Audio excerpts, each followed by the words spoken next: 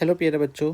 तो ट्रिग्नोमेट्रिक का एक क्वेश्चन है आपकी बुक का, application of trigonometric chapter 9,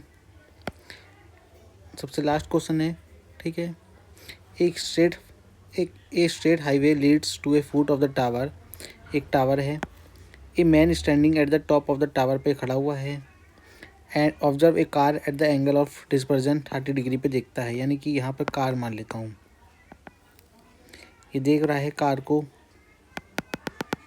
angle of dispersion यानी 30 डिग्री एंगल से, which is approaching the foot of the tower. Tower के पास आती जा रही है, कार आगे बढ़ती जा रही है with uniform speed. 6 second later यानी कि 6 सेकेंड बाद the angle of dispersion depression of the car is found to be 60 degree. यानी कि 60 डिग्री का एंगल बन जाता है। 60 डिग्री का ये वाला यानी कि पूरा 60 डिग्री का 6 सेकेंड का समय लगता है यहाँ पर, यहाँ से यहाँ आने पे।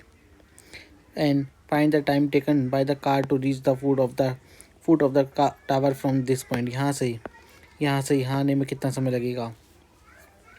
तो बच्चों नाम दे लेते हैं ए, बी, सी और D. B C the distance cover by car in 6 second, 6 second में कवर हो जाती है। एक्स मान लेते हैं इस डिस्टेंस को और इसको वाई मान लेते हैं। ठीक, यानी कि बी सी को मैं एक्स से कह रहा हूँ और ए बी को मैं वाई से कह रहा हूँ। और ए डी टावर की हाइट को मैं एच मान लेता हूँ। ठीक है।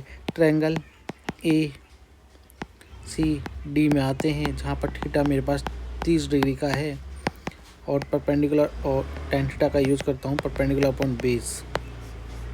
क्यों लिया परपेंडिकुलर? क्योंकि परपेंडिकुलर और बेस पे मेरा पूरा खेल होना है, इसलिए मैंने लिया। परपेंडिकुलर एच है, बेस मेरे पास है वाई प्लस एक्स। tan 30 की वैल्यू यहाँ डालूँगा, वो है 1/√3। क्रॉस मल्टीप्लाई करूँगा, Y plus X equal to √3 into H आ जाएगी। ठीक।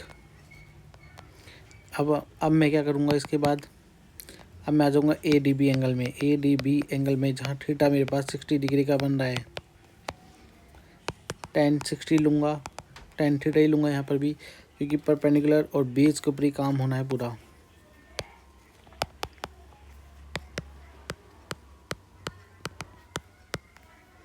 बेस मेरे पास वाई है इस बार, √3 एच वाई को मैं क्रॉस मल्टीप्लाई कर देता हूँ तो एच की वैल्यू आ जाती है।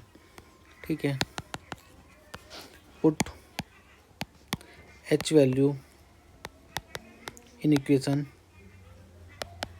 फर्स्ट में रख दो, जो कि वाई प्लस एक्स √3, यहाँ पर देख पा रहे हो, √3 वाई रख दो। √3 से मल्टीप्लाई करेगा तो 3 बन जाएगा। सॉल्व करते हैं, 2y आता है। ठीक। अब जैसा कि द स्पीड का अगर फॉर्मूला यूज़ करना है तो कर लो। Speed formula distance upon time, distance X थी तो टाइम लग रहा था 6 सेकेंड। यूनिफॉर्म स्पीड है, एक्स की वैल्यू आप लिख लो 2y।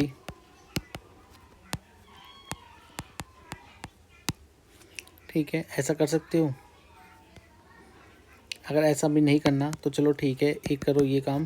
पहली इक्वेशन यूनिफॉर्म स्पीड है तो एस बराबर ही रहेगी, डिस्टेंस वाई मान लो और टी टाइम ले लो। ठीक है। अब मैं एस और इस एस को दोनों को आमने सामने रख लूँगा, क्योंकि यूनिफॉर्म स्पीड है तो x/6 y/t1 आ जाएगा और x की वैल्यू 2y आ रखी है मेरे पास। अब y से y गया, 1/3 हो जाएगा ये। अब मैं क्रॉस मल्टीप्लाई भी करूँगा तो 3 सेकेंड आ जाएगा मेरा आंसर। यानी कि कितना समय लगेगा, car has to taken 3 second to reach at foot.